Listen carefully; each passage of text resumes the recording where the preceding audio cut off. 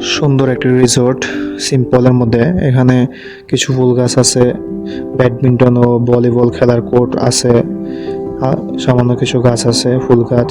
সুন্দর দৃশ্যটা, খুবই সুন্দর।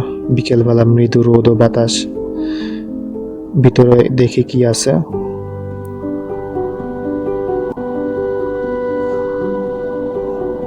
চলুন ভিতরে যাই। এটা হচ্ছে দরজা। এটি হচ্ছে মজলিস ঘর, সৌদির ভাষায় মজলিস ঘর বলে। এখানে সৌদিরা বসে চা কফি খায়, আড্ডা দেয়, কথা বলে। এক কথায় এখানে হচ্ছে তাদের সময় কাটানোর জায়গা। খুবই সুন্দর, সাজানো গোছানো, সিম্পলের মধ্যে খুব সুন্দর একটা জায়গা।